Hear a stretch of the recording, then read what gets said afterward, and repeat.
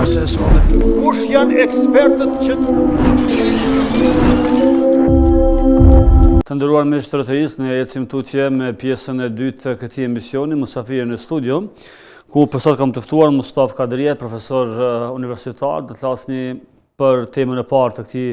emisioni, në fakt për ngritjen e pagave në sektorin publik nga vendimi i qeverisë së kryeministit të detyrës Albin Kurti, efekti i ngritjes pagave, po ashtu edhe çështja e sektorit privat që gjithmonë mbetet e anashkaluar dhe jo siç ka disa privilegje në këtë rast sektori publik. Për këtë temë do të flasim pra me profesorin e nderuar, të cilin e përshëndesim, mirë se erdha. Sektori privat gjithmonë mbetet jetim. Ne është më të vërtetë që duhet një temë edhe të trajtohet, po dhe tjetë me seriozitet edhe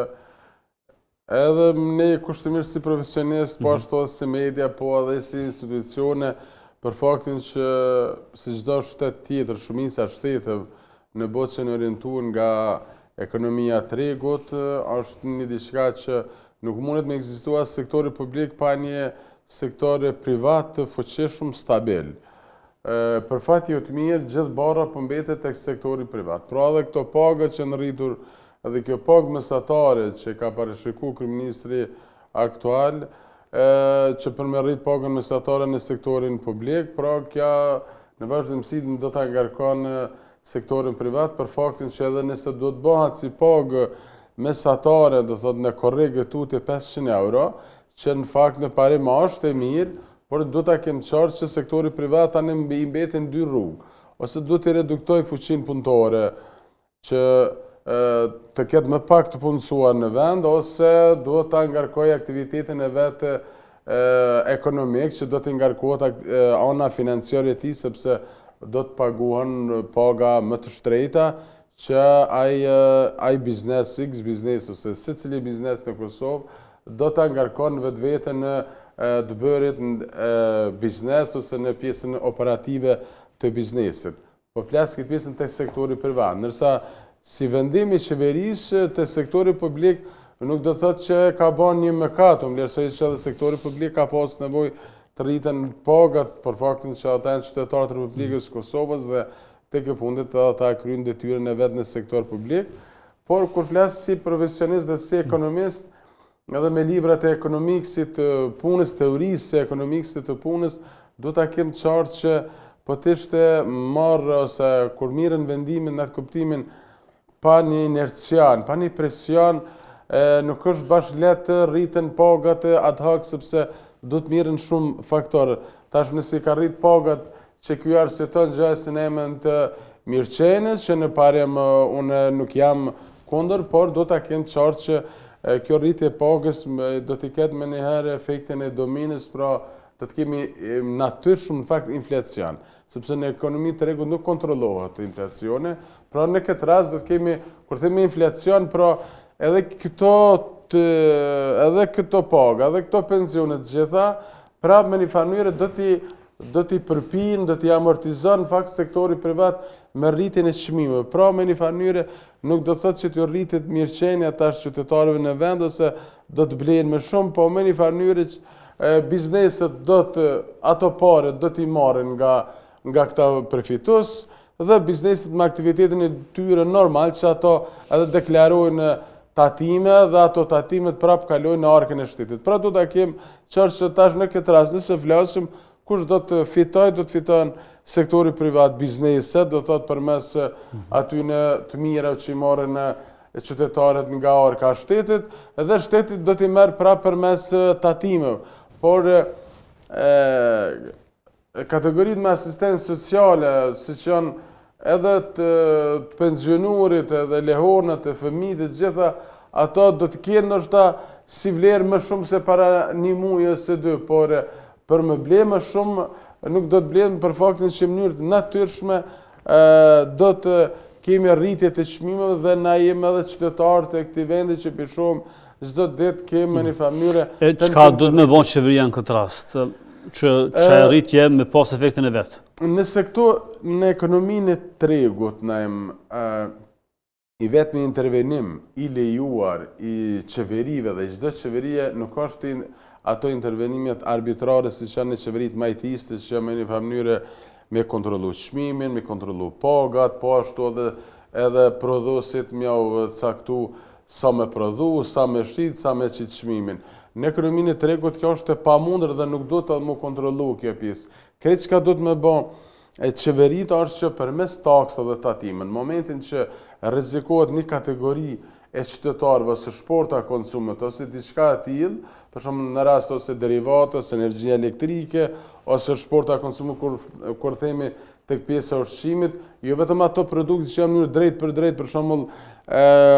frutat, perimet, buka, por ato e kanë edhe anën tjetër, për shembull nëse rritet çmimi derivate ose energjisë elektrike, ata të cilët e furnizojnë tregun, nëse që prodhojnë, nëse që importojnë, detyrimisht ata rrisin çmimet. Pra, qeveria në atë rast do të mendon që në dogan ose një X tatim që e dikton rritjen e çmimit të një produkti të caktuar, do të reflektojë që ta ulë ose ta ban me kuotime. Për shembull, nëse është diçka që më kalu kit kohët më të madhe se diçka të rritet çmimi, po nëse shkon me këtë nivel, mbetet një çmim i caktuar. Pra është një diçka që qeveria kritika duhet të bëjë, është përmes taksave të tatimeve ta menaxhon, ta kontrollon çmimin në vend, eventualisht nëse e sheh përmes ekspertëve të ekonomisë, përmes njerëzve të mirëfill të ekonomisë që aja vlen me pas një rritje të pagës minimale, sepse do ta kemi qartë na ne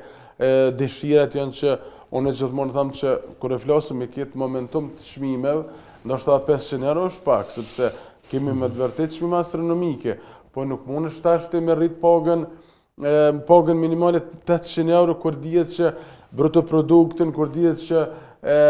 buxheti shtetëror, aktiviteti ekonomik në përgjithësi, niveli numrit të banorëve, fuqia atyre blerëse, kretë duhet të përllogariten, të nxirret në mesatare sa mund ta përballon shteti dhe sektori privat pagën minimale për faktin që tek e fundit shteti e rrit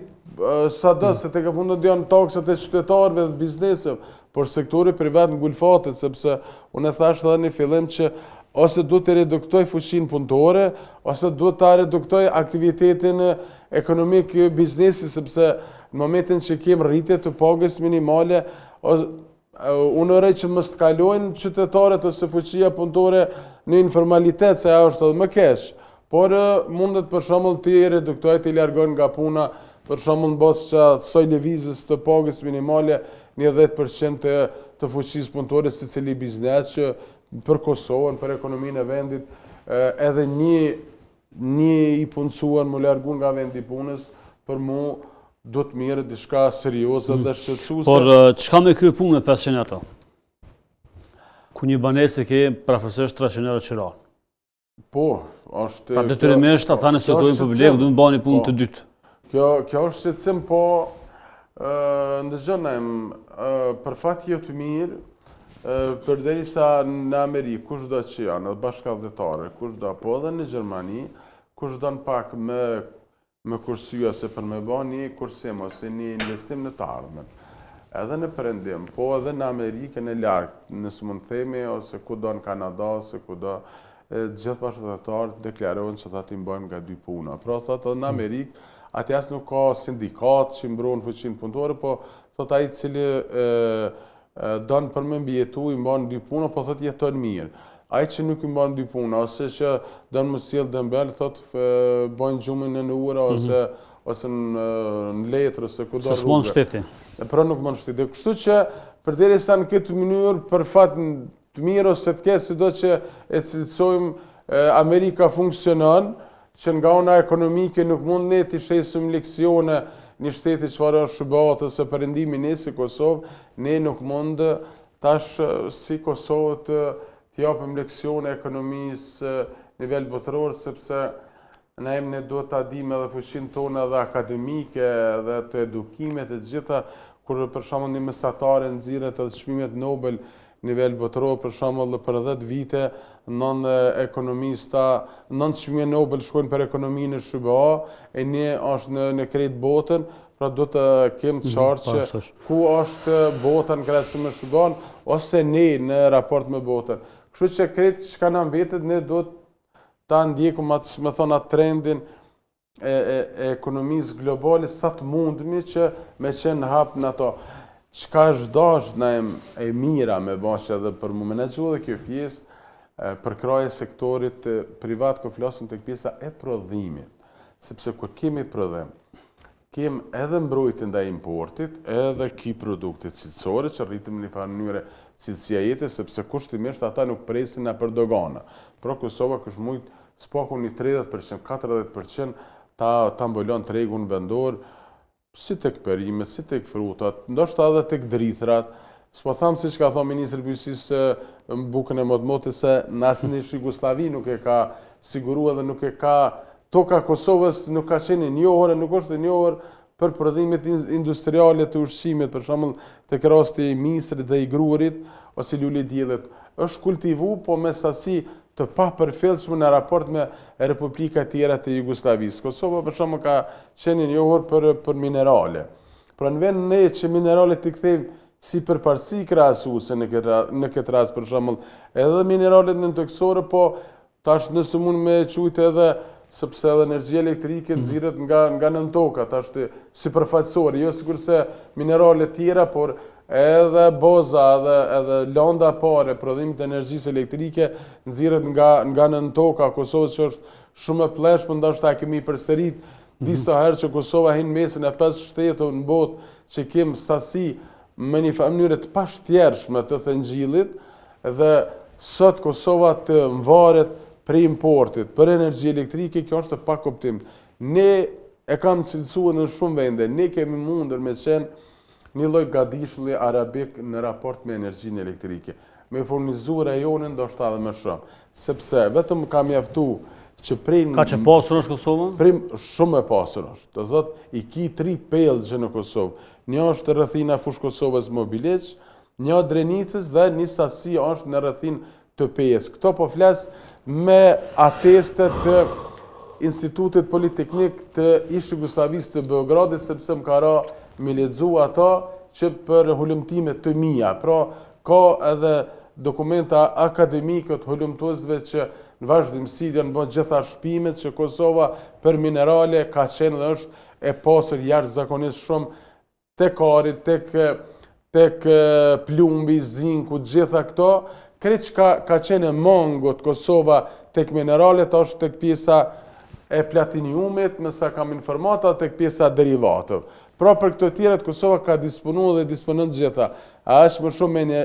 me landë parë të energjisë elektrike. Vetëm kam mjaftu të ishte sot, kur është folë dhe thëtë kontrol global, kontrata që sot do të ishte ai stabiliment i gatshëm për prodhim të energjisë elektrike, dhe do të kishte mbuluar edhe tregun vendor, po ashtu mundësisht edhe për eksport, por për fat jo të mirë për politika jo proteksioniste, por për politika vetëm pse ka propozu një subjekt tjetër politik, subjekte tjera politike kanë kundërshtu, që një prej më të zëshme që ka qenë edhe për gazin, po ashtu edhe për rastin e kontroll global, ka qenë dhe është të subjekte politik që sot qeverisë. Pra as nuk e ka pranu ato, dhe as nuk ka bë zgjedhje tjetër. Çfarë zgjedhje ka bë importi? Tash tek importi, normal që parë del jashtë. Por edhe këto që i ka licencu, si çdo qeveri tjetër, normal që i licencuan njerëzit që i ka ofër vetës, që me thonë ofër aty o borit vetë, partijak dhe të kryeministrisë, kështu që kush do të përfitojnë pak njerëz, pak biznese, por do të dëmtohet një ekonomi e tërë, një gjithë bizneset, edhe me një familje qytetarë. Kur ka fillu, sepse ne mos dalë për i temës tim, po tentojme që në të farë, si me thonë, mënyrë kontinuele, që edhe zërreja, edhe këto, e disi po tentojnë edhe para qytetarit. Rritet çmimi, mas një muaj e 2, dalën thotë, po ka mundësi të rritet çmimi edhe mas 5-6 muaje. Edhe vazhdimisht dalën çdo muaj e japën nga një prononcim për media, sikur të relativizu gjë se do të rritet, edhe me një mënyrë duke e ambientu këtë rritje në të ardhmen, tek qytetarët dhe biznesit që me një mënyrë me smjera aty para aty, do të thotë qytetarët dhe biznesit, por që kur të ndodhë, më thaj, ju kemi paralajmëruar para 5-6 muaj. Edhe tash ka që 3-4 muaj lajmëran zërreja vazhdimisht, dhe tash ka mundësi që në sezonën e dimrit. Në sezonën e dimrit është shumë e lehtë ato ta japin arsyetim, sepse thonë, po muj me aludu, të kemë më pak prodhim të energjisë elektrike, sepse sezona dimrit punohet më pak, për shkak edhe të orarit edhe përgjysmimit të kohës, që është më shkurt, po ashtu edhe thotë shpenzohet më shumë si tek ekonomitë familjare dhe tek biznesi, mos tek ekonomitë familjare, dhe thotë ne po detyrohemi të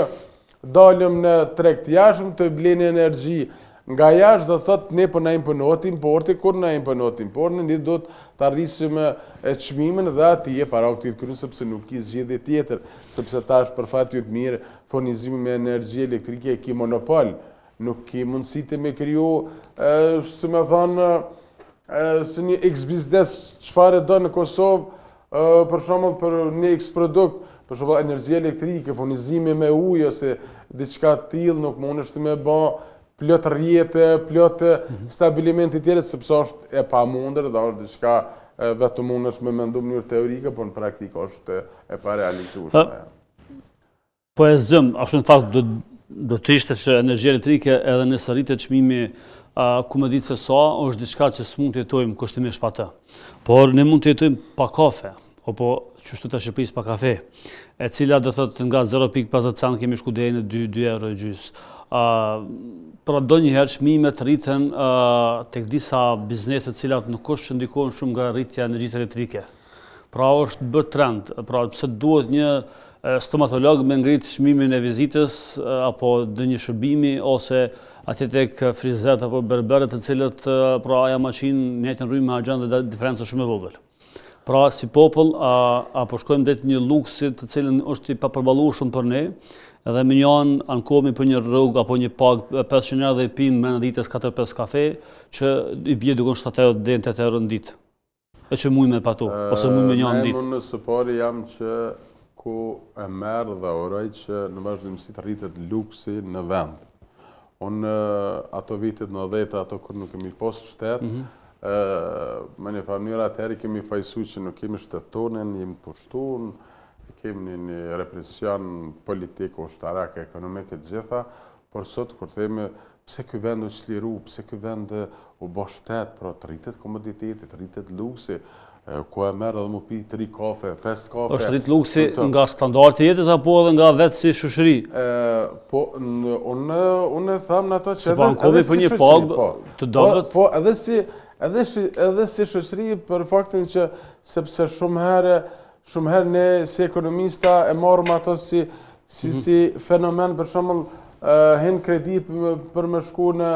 pushime, por do ta marrëm edhe anën tjetër familjare se sociale. Prapë edhe këtë pjesë që, për shumë një kry familjar imponohet nga vetë fëmijët dhe bashkëshortja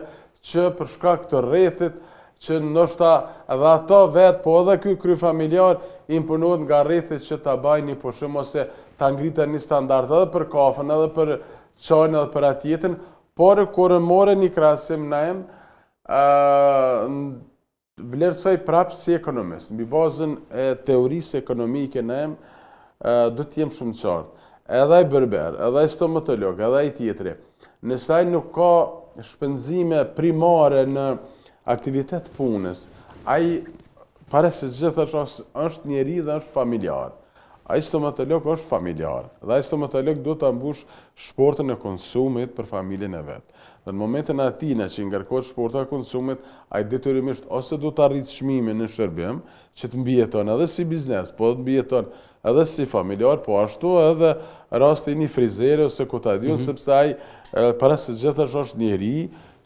në vetën e parë, po ashtu ka dhe familje. Kështu që në këtë drejtim, në për atë arsye edhe që edhe vendimet qeveritare kur mirën në raport me një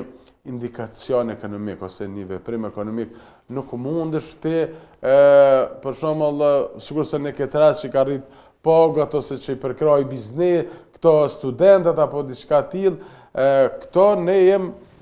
jo të ambientuar dhe mishëru me këtë sjellje prej mbas luftës gjitha qeverit, por kjo qeveri është arë duke i luftu këto fenomene. Tash po dalin edhe videot në vazhdimsi, por në secilën veprim, si me thonë, deviant të qeverive të kaluar që kanë jenë sjellë këtë mënyrë, edhe kjo qeveri po bie. Por kjo edhe është me një mënyrë e pranueshme nga ana teorisë ekonomike që thuhet se edhe ata teoricianët i kanë marrë pikërisht këtë mosër që thotë qeverit në prag të zgjedhjeve ose kur të në hatën zgjedhjet, thotë i rrisin e lëshojnë dorën duke i përkra kategoritë të caktore që në një mënyrë me vazhdu pushtetin. Pra, edhe kjo qeveria aktuale derisa ka qenë për shembull parti opozitare, ka luajtur një rol shumë të fuqishëm opozitar. Po si duket momentin që e përjetoj dhe e preku pushtetin, normal që komoditeti, ajo farlloj niveli i të mira që i përfitojnë si njerëz të pushtetit, tash po shihet që ata nuk janë të interesuar me shku në zgjedhje, tash po shihet që po tentojnë edhe me kandidatë ndryshëm vetëm që më mbet në pushtet disi. Pra është një diçka që mënyrë natyrshme dhe subjekti aktual që është në pushtet,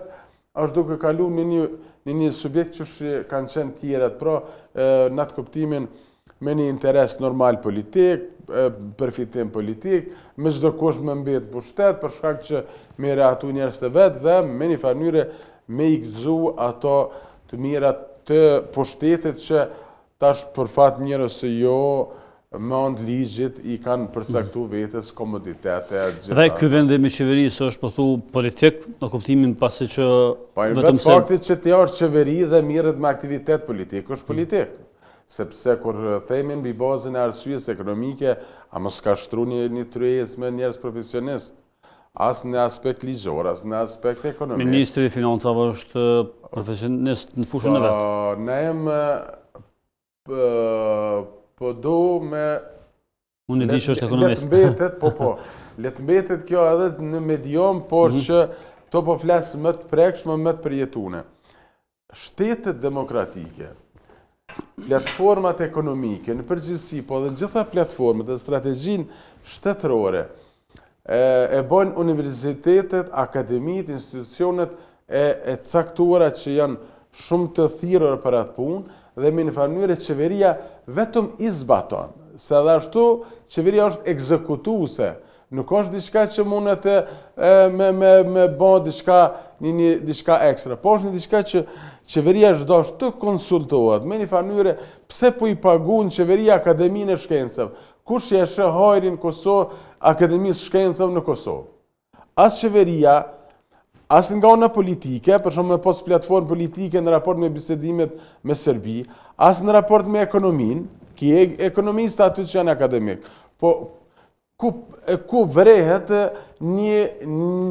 ekonomistët që janë antarë të Akademisë Shkencave, ose juristat, ose doktorët e shëndetësisë, ose të teknologjisë, pa morë parasysh. Pra është një diçka që prej Akademisë Shkencave, prej universiteteve publike, Kosova vetëm universitete publike, pa i futë edhe universitete kolegjit private. Sa universitete, çdo qytetet e mëdha të Kosovës gjitha kanë universitete. Po ashtu edhe Akademinë e Shkencave me një mënyrë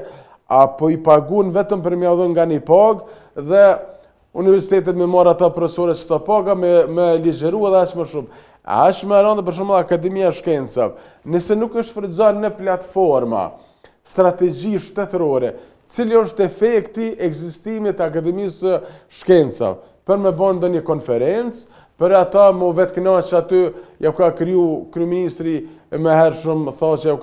ja ka ndërtu një objekt që është e mirë në parim, por ai objekt duhet të shifet hajri, do thotë, me ide briljante që janë në interes të shtetit. Pra një ekonomist, edhe me qenë me çmim Nobel, nuk mundet me dha një mendim ekonomik pa u konsultu me tjerë. Sepse e thash dhe gjatë bisedës, ka shumë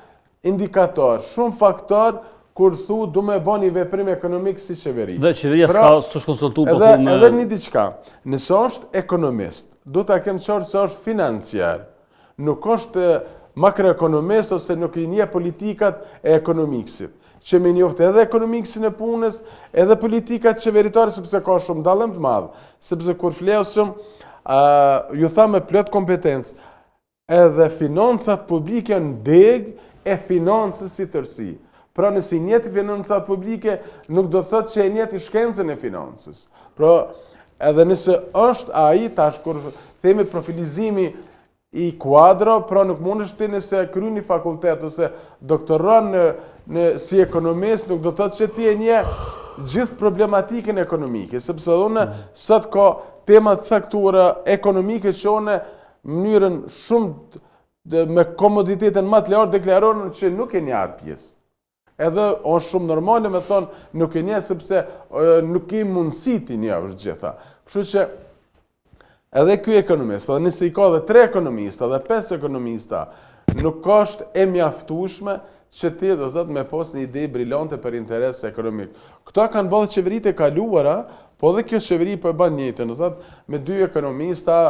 si do të thotë gjithë sjellja ekonomike në vend dhe i japin interesant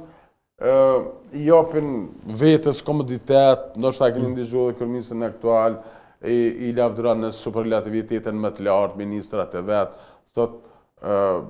do të me pas një bazë sepse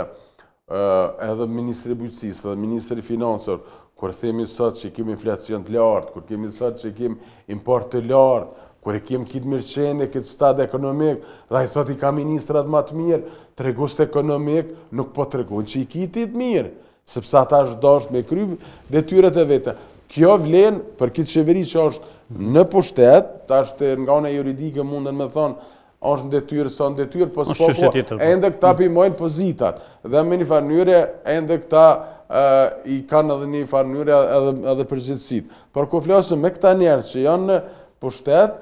është një diçka që do të kërkohet përgjithësi dhe në këtë drejtim në bazë të treguesve ekonomik, ty tipet në fakt performance. Jo pse unë ty të kam tafërm ose me kune me dha komplimentet me të larta ose ti mu edhe me vetë kënaqsh vetë veten, por du të kem qartë që nuk du të sillemi si një Kore veriore na em sepse raportet ndërkombëtare po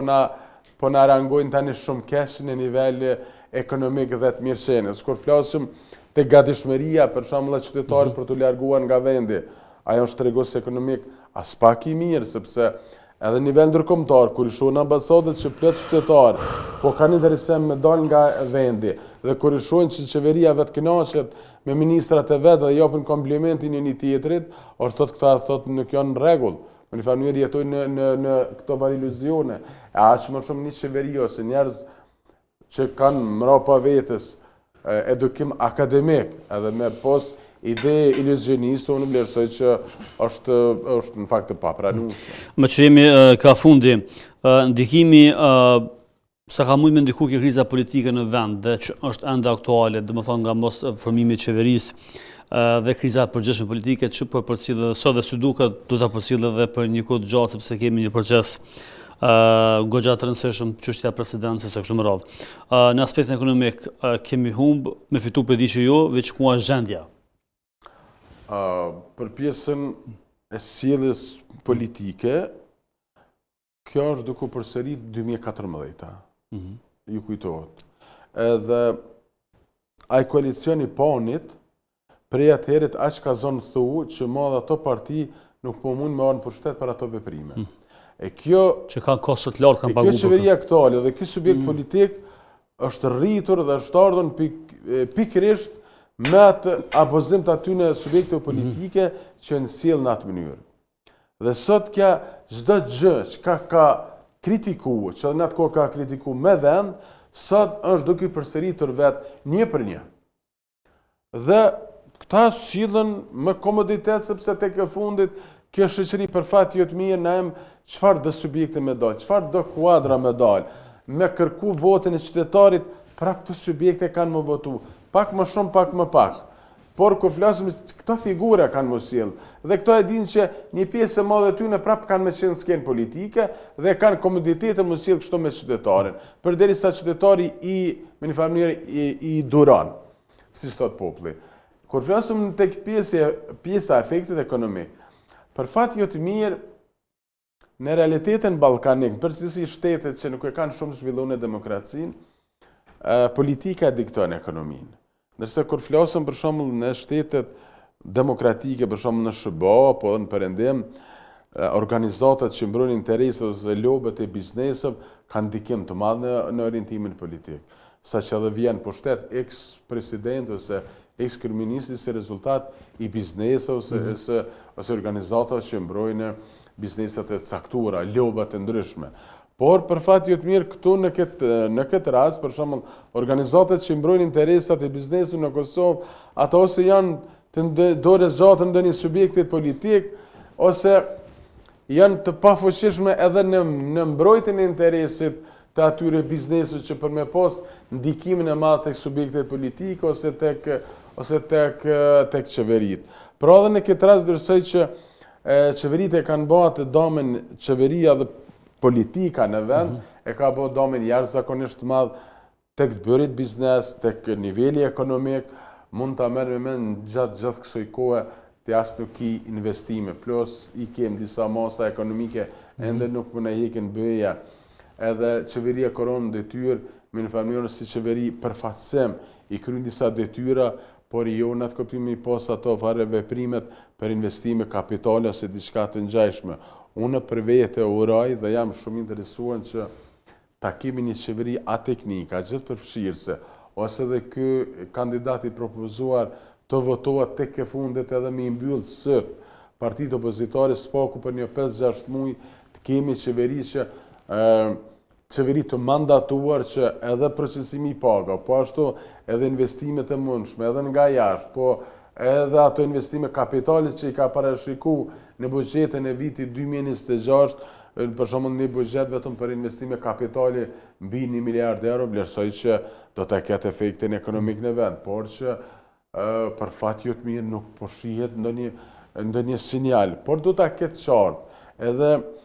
edhe subjekti politik që është më i madh në vend. Nëse mendon prap me shku me këtë kandidat, pa marrë veshje para prag, unë vlerësoj që sidomos me kandidatën e tanishëm, nëse nuk i ka bën numrat, e vetëm më thonë unë po shkoj në parlament, me një farë mirë me provoku opozitën dhe opinionin e gjërëm, vlerësoj që sidomos në këtë rast subjekti politik më i madh në vend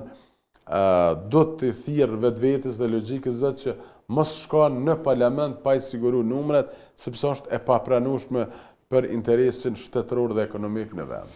Atë prof kena shumë pyetje, por s'kemi shumë kohë, kështu që faleminderit që ishe pjesë e këtij misioni, për shpresojmë që qeveria të bëhet sa më shpejt dhe të kemi një të ardhmë më të mirë ekonomike, pse jo dhe politike. Faleminderit për ftesën, shëndet. Të nderuar miq të tërësisë, kaq për sot, takohemi nesër deri atëherë më mbështje.